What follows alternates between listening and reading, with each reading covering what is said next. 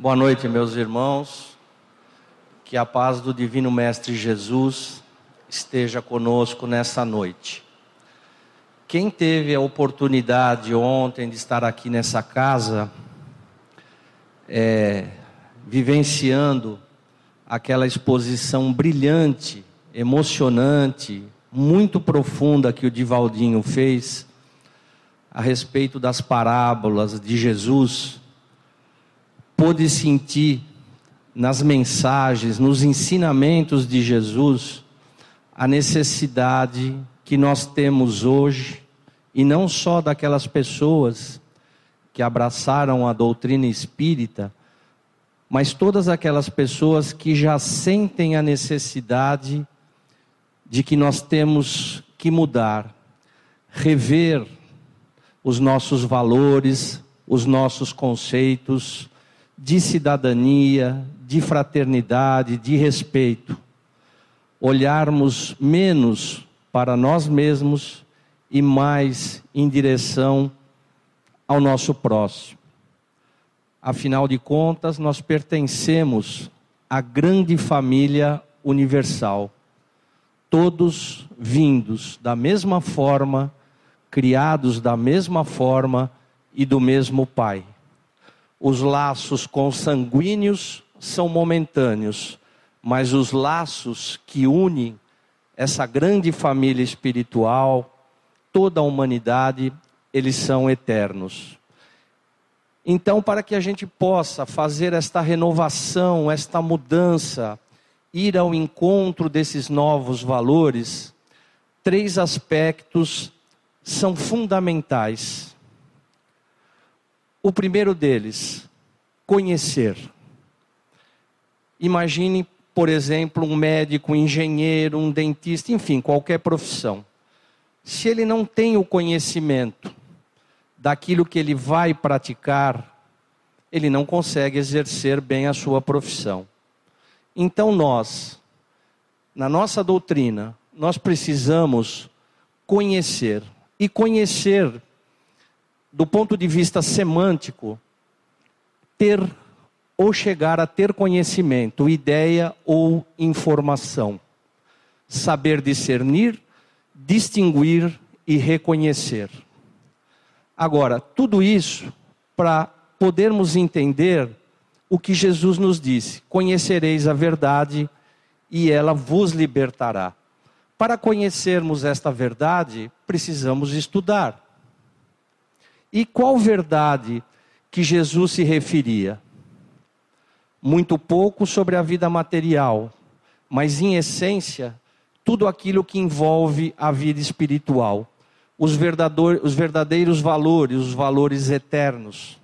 Aqueles que ninguém nos roubam, aquele que a traça não corrói. Era sobre essa verdade espiritual que Jesus deixou o seu ensinamento através do seu Evangelho.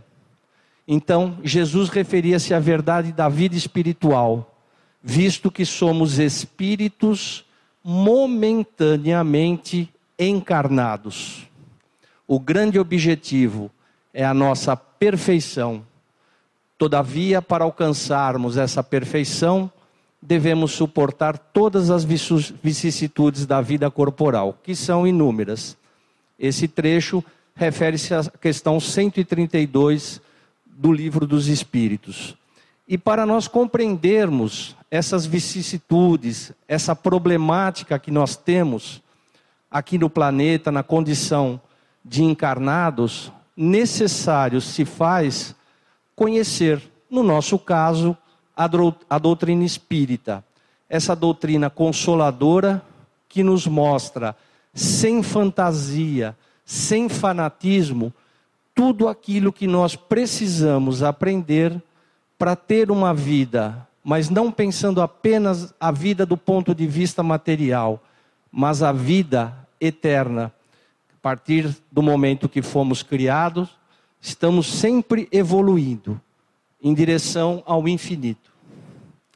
Em suas mensagens que nos foram deixadas em seu Evangelho de amor, Jesus nos ensina o verdadeiro caminho que devemos seguir para nos tornarmos puros e olha a nossa responsabilidade, corresponsáveis na administração da obra divina. Assim o conhecimento está colocado ao alcance de todos. Nós fomos criados por Deus não apenas para que fôssemos um joguete do destino, ou imaginar um Deus que nos criou para ficar nos observando do alto. Deus está nos preparando para assumirmos a nossa parcela de responsabilidade na administração do universo. Assim como acontece com Jesus. Jesus também foi criado um espírito puro, simples, ignorante. Jesus também frequentou os bancos da escola, como nós estamos fazendo agora. E através das infinitas, das sucessivas vidas de Jesus, hoje ele é o governador espiritual do nosso planeta Terra.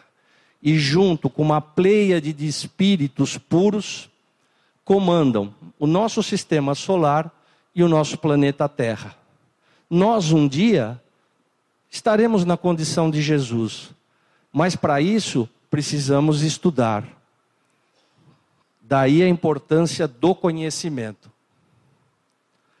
Mas conhecer apenas é o suficiente? Não. Algo mais nós precisamos. Nós precisamos sentir. Então sentir, o que compreende?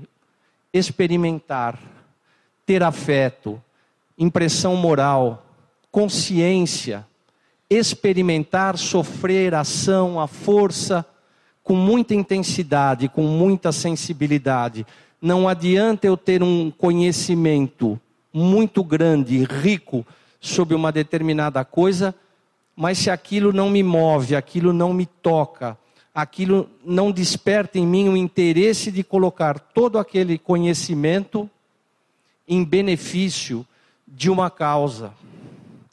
Então, o conhecimento adquirido, puro e simples e guardado, ele serve para muito pouco. Então, após o conhecimento, nós precisamos sentir essa necessidade de fazer alguma coisa, colocar esse conhecimento em benefício de algo. O maior ensinamento que Jesus nos passou: amar a Deus sobre todas as coisas e ao próximo como a ti mesmo. É isso que deve nos mover, aliado ao conhecimento.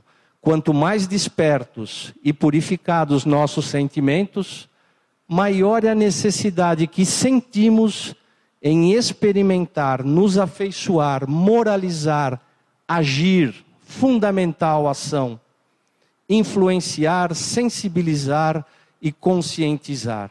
É isso que vai tornar o nosso planeta Terra sair de uma situação de expiação e provas para uma situação de regeneração. O conhecimento aliado à ação, o sentimento é que vai transformar o mundo. Agora, essa transformação, todos nós não devemos esperar que isso seja um movimento de fora para dentro. Mas nós devemos imaginar que é um movimento de dentro para fora. Eu sinto a necessidade de fazer essa ação, pegar esse conhecimento que eu adquiri e trabalhar com as emoções. Agora vem o mais difícil. Eu conheço, eu sinto a necessidade, agora eu preciso vivenciar. Eu aprendi na teoria como se nada. Eu sinto a necessidade de cair na piscina, mas eu não consigo.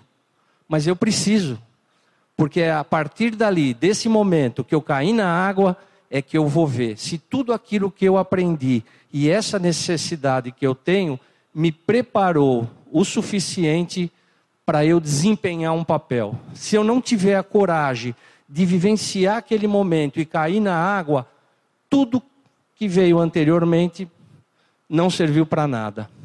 Então vivenciar, viver, existir é um modo de vida que eu preciso incorporar, é um hábito que eu preciso ter dentro de mim. Fazer o bem, a quem quer que seja, de forma anônima e desinteressada. Isso é fundamental. Encontrar a satisfação nos benefícios que nós vamos derramar junto àquelas pessoas, não só os que convivem conosco, mas o nosso semelhante, nos serviços que nós podemos e devemos prestar, nos felizes que nós vamos fazer, nas lágrimas que nós vamos secar e na consolação que nós vamos proporcionar aos nossos irmãos em aflição. O primeiro movimento é o de pensar nos outros, antes de pensar em nós mesmos. Procurar o interesse dos outros, antes do nosso próprio interesse. Essa deve ser a máxima que deve nos mover e que nós devemos seguir. Vivenciar, mais do que alimentarmos bons sentimentos, orar fervorosamente em benefício de alguém, vivenciar nos obriga a sair da nossa condição de imobilismo. Eu conheço, eu sei que eu preciso fazer, mas eu não faço, eu fico adiando. Ainda não estou pronto, ainda não estou preparado, ainda não tenho conhecimento suficiente. E eu fico postergando essa decisão, esse momento aonde eu devo passar para a ação. Então, vivenciar nos obriga a sair do imobilismo a que estamos acostumados e nos lançarmos por meio das ações que tenham por fim amenizar o sofrimento alheio. É isso que Deus espera de nós. É isso que Jesus espera de nós. E para isso, Ele nos deixou, nos legou todos os conhecimentos, todas as atitudes morais, todos os valores que nós devemos desenvolver. Óbvio que isso é um processo. Nascemos simples, ignorante das mãos de Deus. Então, esse é um processo de longa duração. Agora, chegarmos a um objetivo depende muito da velocidade que nós vamos imprimir no nosso dia a dia. Poderá ser muito lento ou muito rápido. O Espiritismo bem compreendido, mas sobretudo sentido e vivenciado, conduz forçosamente à elevação moral e espiritual que aspiramos, caracterizando-nos como verdadeiros cristãos. Vejam bem, sentindo e vivenciando. Alguém que mais vivenciou do que a irmã Teresa de Calcutá, abriu mão da sua própria vida pessoal em benefício daqueles que necessitavam. Esqueceu de si própria para vivenciar a necessidade dos outros. Não importava quem. Logicamente, um espírito de alta envergadura moral, que vivenciou na plenitude o amor de Cristo pela humanidade. E essa frase dela eu acho brilhante. A gente pode rezar. Um parente, um amigo, uma pessoa doente, temos até o dever de fazer uma oração em benefício da pessoa. Mas muito mais importante do que as mãos que se unem para rezar, são aquelas mãos que vão se colocar à disposição da necessidade daquela pessoa que está em sofrimento. E isso ela fazia na plenitude. Então essa frase é uma frase muito significativa, muito importante que devemos ter em mente. Aí eu peguei 3 expoentes da espiritualidade, de irmãos nossos que vivenciaram na plenitude o amor ao semelhante. Madre Teresa, Chico Xavier e Irmã Dulce. Outro dia eu estava lendo um pouco sobre a vida de Irmã Dulce. Ela era da Bahia e muito nova. Ela sentiu a necessidade de fazer alguma coisa em benefício daquelas pessoas que sofriam abandonada nas ruas da cidade. Então, num terreno, num lugar muito simples, havia um galinheiro. Irmã Dulce fez uma reforma muito simples, muito tímida, ajeitou aquele galinheiro e ali ela começou a recolher das ruas as primeiras pessoas. E assim ela foi crescendo, foi fazendo, obviamente, a espiritualidade ajudando, e ela foi conquistando várias coisas. Era uma pessoa extremamente pequena do ponto de vista do porte físico, mas imensa do ponto de vista moral, com sérios problemas respiratórios. Ela dormia sentada, porque se ela deitasse, ela morreria, ela não conseguia respirar. Então vejam só, essa mulher pequena do ponto de vista físico, ela sentiu a necessidade de se colocar, ser um instrumento, um veículo da divindade. E assim ela fez.